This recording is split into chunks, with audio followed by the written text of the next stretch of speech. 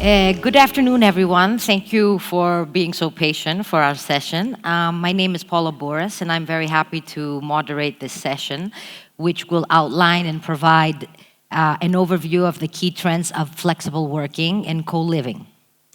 It's well known fact that through the years, new technologies, the changes in demographics, globalization, and of course the COVID pandemic have changed the way most of us work and live. And now that employees are reconnecting in the workplace, they are demanding more wellness, flexibility, and sustainability. Regarding flex working, I did a little bit of research from Savills, and it does say that it's projected that the office demand across Europe will drop by 10%, and that's predominantly due to the fact that most people will be flex working. They also predict that through their survey that 12% of the workforce are interested in co-working space compared with 3% just a year earlier. On the other hand, not only are work conditions changing, but living options are also changing. People with remote working conditions are opting for working from new destinations, such as similar-minded people, those being digital nomads, creators, entrepreneurs, and therefore co-living options have been increasing in demand and supply. Even the Greek government, as some of you know, voted into power last year the new digital nomads Greek visa, which gives some tax breaks also, and has seen some significant demand. In order to go into more detail regarding these concepts, we have a very dynamic group of people here, panelists, covering both sectors. I will therefore briefly introduce them so we can go on to the discussion. We have with us on my right Mr. Memon, who is co-founder of the non-for-profit Co-Living Hub, which consults stakeholders on co-living. And he is also co-founder of Swiss Escape and Greek Escape, companies providing co-living services. We also have Mitsostergiou. She is head of Urban Land Institute of Greece and Cyprus, and she's also head of research for Savills International. And finally, we have Mr. Christos Misailidis, who is board member of IWG, operating flexible offices, those being the branded spaces and Regis in Greece, and he is also head of strategic partnerships for Blueground. Now, let's proceed with our discussion. Our first question will be related to flexible working. So I will begin with Mr. Misailidis. Christos, tell us a little bit, what are the reasons which drove the trend of co-working, flexible spaces? Why are businesses opting for flexible space? Can you kindly give us your insights on this? I think it's flexibility, and it's not anymore related only with the work element, but also with the living element. So obviously, what happened the last 2-3 years increased the willingness to be flexible. We saw that regarding at least the company's side, that many companies were not able to decrease their cost base during COVID. So while their staff was working from home, still they needed to pay the rental, they need to have the same square meters, etc. In our days that we have the hub-and-spoke models, the working from home models coming more and more, deep into our life, being stuck on a fixed term rental agreement doesn't give you any flexibility at all. So I think flexibility is the key word here, and I would say the second one is the work-life balance. So companies are more interested to provide a better work-life balance to their employees, to find ways to be, to work closer from their home, to be more happy, working in a very nice environment, etc. Okay, very well. Can you tell us a little bit of the types of flexible spaces that are available?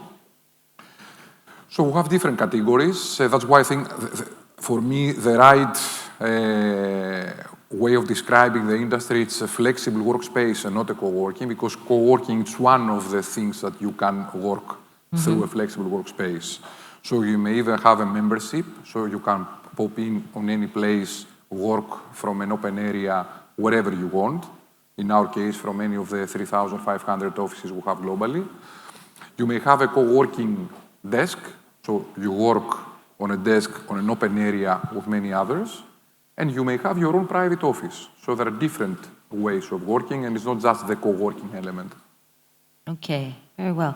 Eddie, can you give us a little bit of your perspective on the research that you've been conducting at Savills and what you see happening in the flexible environment of working? A few indicative stats on the level of demand currently for flexible offices.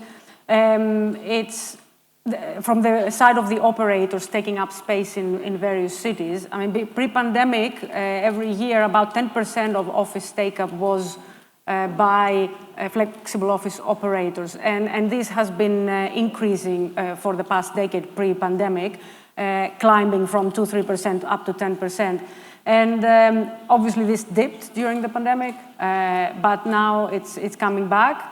And this is driven by the demand from workers, companies to use flexible office space. And there are several reasons for that, which Christos obviously highlighted, and I can add a couple more there. From the landlord's perspective as well, it's a way to, many landlords choose to use some or part of their portfolios for flexible space and not for long-term leases. So it's a choice for landlords as well to respond to this demand. From companies as well, one thing is to reduce costs, and now with rising energy costs, there is more pressure for that. There's a way to also have a high-quality space with high-quality fit-out, which also costs a lot for an occupier to have. So in countries where the fit-out cost goes to the occupier, demand for flexible offices from companies is higher. And of course, the whole wave post-pandemic from people to work remotely. We also see strong demand for flexible office spaces in cities where there is a dynamic startup scene. So when you have a lot of startups, when you have a lot of small, medium-sized enterprises, growing companies, demand for flexible space is also stronger. So there are all these different factors that drive demand in different cities. We believe from that in a few years, probably around 20% of the total office stock will be run by flexible 20%. office operators. Yeah. Do you also notice that corporates, they like to sign shorter-term lease agreements now versus the past? Have you seen this? Yes, and that's why the concept has been expanding mostly in markets where the long lease agreements were more established, like the US and the UK. I mean, this gives the flexibility to occupiers, to manage their growth. Currently, as Christos said, is another additional challenge, the challenge of how many people work from home, how many people work in the office. Many companies kind of downsize and use flexible offices as a tool to have their people working flexibly and remotely as well, and complementing their headquarters. So yeah, it responds to different needs and challenges. Okay, I know you like flexible working. You've been doing it for more years than. And I wish I had more flexible, offices to work from, because it's boring to be at home all the time. That's true. That's true. Well, okay, let's go to Haz now, since you are a co-living expert, right? Which I would like to have you provide us an overview of what co-living is, and what are the reasons for this trend bloom. I assume it's, COVID also. It's played a significant reasoning behind this. Can you give us a little overview, and then explain to us how you decided to invest in Crete and do this co-living, provide this co-living service there? And what have you seen after operating these past months? Yeah, so as humans, I go back to the basics, right? As humans, we are social animals. However, we build society with walls around us. And co-living is making you think beyond the walls. And so it is a community living model where people live under one roof but share many common spaces. And these common spaces can be from a living room to kitchen, but also fitness centers, gyms, libraries, yoga studios, anything you can think of. But however, for an individual person who has an apartment of their own, this would be impossible to afford all these facilities and services. Co-living provides that sort of full serviced housing at an affordable price. And at the same time, it also offers community of like-minded individuals. I think that is the center point that we should not deviate from. Of course, we want to build beautiful buildings and beautiful structures. However, we want to provide value to the residents who are living there in order for them to keep staying there. So that, in a sense, is what co-living is, very much that feeling of home, feeling of belonging, but also feeling of a community.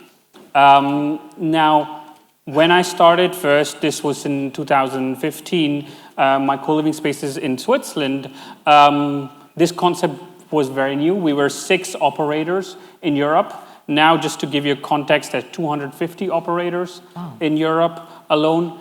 However, I noticed the trend of a lot of tourist destinations had unused properties 6 to 8 months a year. Which is the case in Greece also, too. Exactly, exactly. So a lot of the islands, as you might know as well, that they operate for a tourist season, and after the tourist season is over, they're closed. Right. And I saw that as an opportunity to bring digital nomads, remote workers, who do not depend on seasons necessarily, and meet that supply and demand. So supply from the owner's perspective, villa owners, house owners, property owners, and demand from the remote workers' perspective. And bringing that together, we were able to create this unique experience that we call co-living. So, okay, very interesting. I'm curious as to these nomads that come over to other countries and they work from new countries. Do they still have an apartment back in their domestic country? They pay both? Yeah, because as a tax resident, they have to have a physical address in their home country. Yeah. So usually all of them do have that. Now, they might not have their own apartment. They might just be registered on their parents' place and be able to work remotely. However, they are legally only allowed to stay at a 3 months extended period in one country, unless they applied for the digital nomad visa you were talking about earlier. Okay. What's the profile of these people? What's their age, let's say, bracket? The demographics very much is anything ranging from 25 to 50. And initially, we first saw the trend being very much on developers and marketeers and everyone working in the digital sectors. However, we've seen a shift now of online psychologists, professors, educators, authors, all different kind of people embracing this lifestyle. Great, okay. So as I know, you've invested already in Greece. You have 2 villas there, I understand, and you accommodate some of these co-living individuals that have come over. What was the reason behind that? I mean, did you see that there's an opportunity here in Greece? And Yeah, so I definitely think there was this, again, from property side, there was a lot of demand of using these spaces. However, we also had to convince locals to keep operating their services. Now, as I said before, a lot of the islands do close down after the tourist season is over. However, Crete proved to be a very viable destination because it was operating all year. It still operates all year. And hence why it became a very attractive destination. Now, whenever I'm selecting co-living properties, I'm also looking at accessibility. So what's the airports available there? What's the road structure like? As well as I'm looking at infrastructure, internet speeds, and all the different infrastructure or facilities that these individuals can use. Okay, is the infrastructure good in Crete? Yes. Yeah? Yes. Okay, because the internet is not good everywhere, so we have to fix that. I assume this will happen in the next few years. Okay, so I assume now that what you're describing is that theoretically, eventually, a lot of existing hotels that operate for 3, 4, 5 months could have this opportunity to operate year-round, as long as they're in some kind of city, a big city, which is a destination where you can visit during the shoulder or winter months, correct? Yeah, Yeah. yeah, exactly. I think now there was a PwC report which showed that co-living is the third most trendiest sector in the real estate industry. Right now, it's an $8 billion industry as well. So there is a lot of investment going in it. However, there's still a little bit of people are scared to move into that industry because you're operating more long-term than a short-term lease. And short-term is just more profitable. Long-term, you have to adapt to a different type of model itself. And I think that's why a lot of the hotel owners might be reluctant to move into this. Okay, very interesting. I think you gave us a good perspective of what that is. Eri, would you want to add anything or to this, or did we cover it for you? I would like to add that, like the co-living, obviously you see it from the perspective we discussed the perspective of these alternative destinations and that people can use as a base to work from. And there are several locations in Europe and in the world that are becoming hotspots of this. Hopefully Greece might become one, like Lisbon is one, Barcelona as well, Miami in the US, Barbados, these kind of locations which have these common characteristics. There is this the co-living concept as well, the urban co-living concept too, which is in big cities, and it kind of it's a temporary answer probably to affordability. People may choose it for a period of time to live there, have all-inclusive costs. Live in a community, as you mentioned. It has even been considered a way to deal with the loneliness in big cities, etc. And I was in a discussion the other day in the Netherlands where it is seriously considered as a route to affordable housing, with certain limitations, obviously. But yeah, it has also this function too. Less glamorous, but. Yeah, I also agree to what Christos said, because one attractive part of co-living as well is flexibility. Because you don't have to show your credit scores, you don't have to sign a contract for a year, 2 years. There are co-living spaces which require a minimum 3-month contract even for urban co-living spaces. So it allows that flexibility, and that's what makes it very attractive too. Yeah.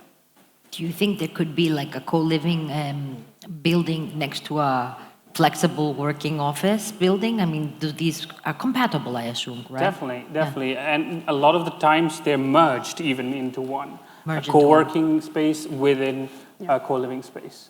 Okay, very good. Okay, I think you gave us a very nice overview of this sector. Now, going back to flexible working, Christos, what is the value for money solution for corporate services? Can you just give us your perspective? What have you seen over the years, because you've been in this market for a while now? Any type of case studies that you would like to share with us here that could, make the audience understand a little bit more why this is value for money? I would say that if you really want to have the maximum value for money, you need to really take advantage of the flexibility. So what we have seen pro-COVID is that many companies, while they were coming, on these flexible workspace centers for flexibility, still they wanted to have the best price, giving up on the duration.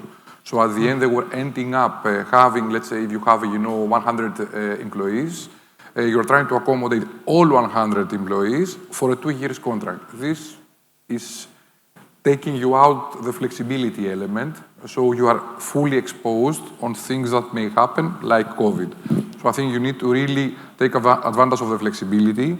You need to have a mix of things.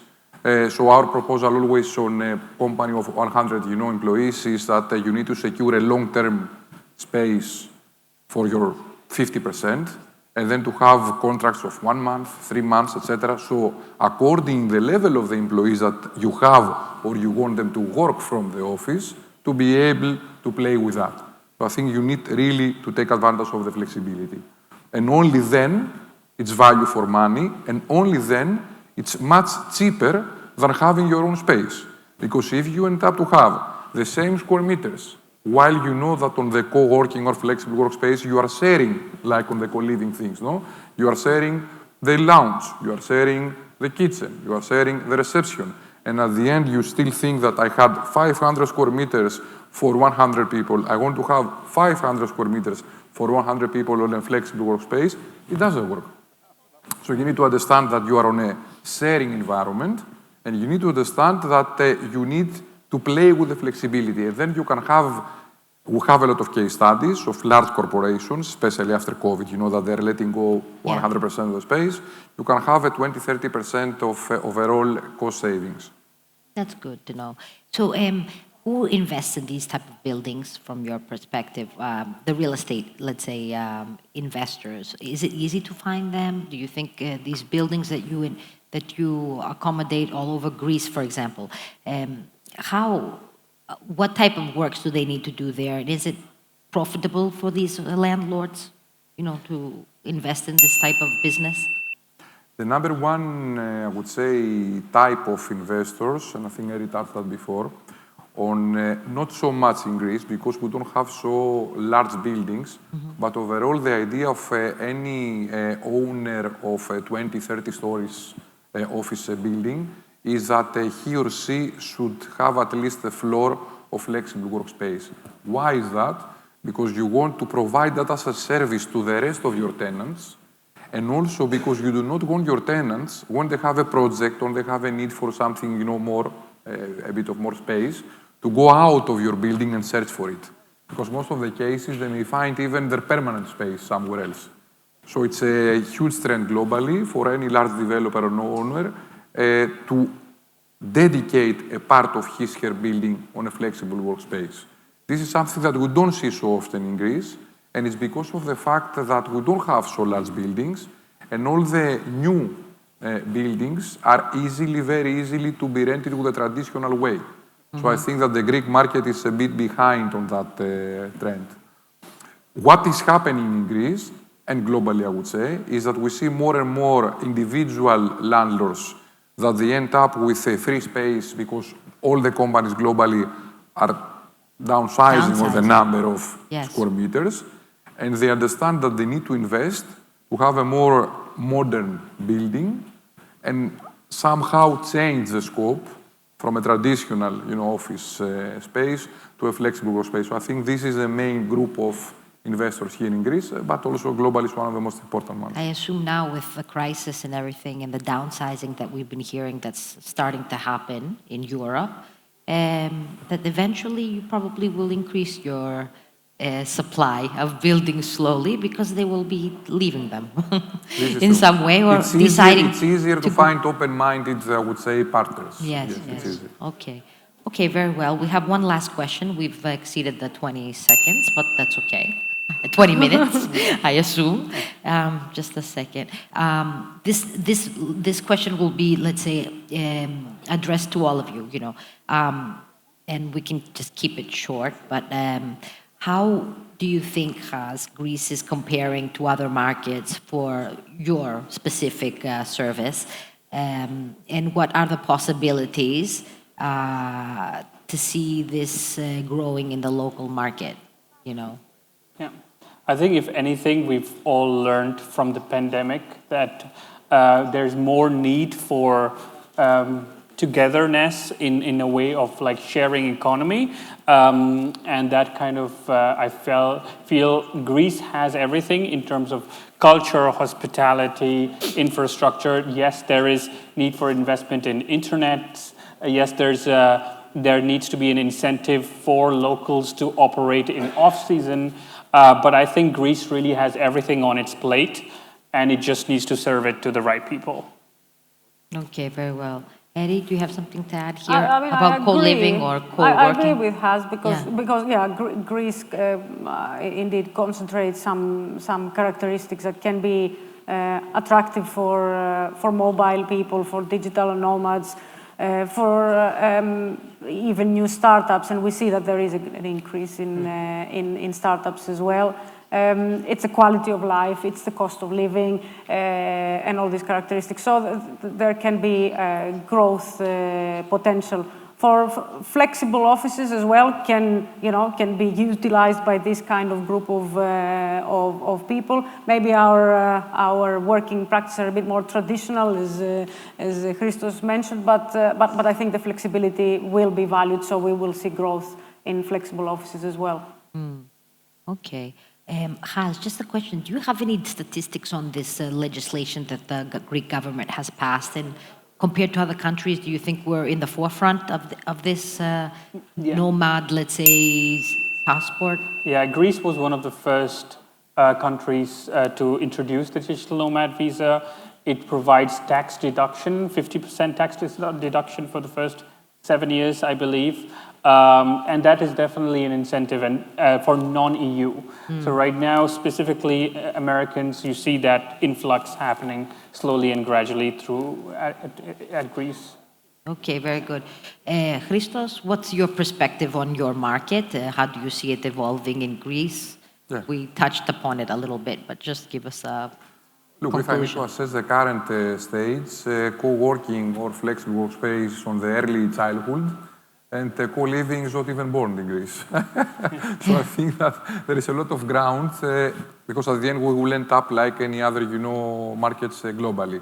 So there is a lot of ground for both those models. In our case, we are the only one providing a flexible workspace, which is strange, I would say. Strange, yeah. It's strange. No competition. Yes, exactly. This is strange. This shows the maturity of the market. Yes. So I think, but this depends a lot also, as I said before, from the willingness of the real estate investors, landlords, owners, etc., to collaborate on new things. So we'll get there. There is a lot of ground to grow. Okay, very well. Okay, so we wrapped up this session. Thank you very much for your patience. I hope we covered some of your questions. And thank you very much for attending Thank you, this Paula. panel. Thank you for having us.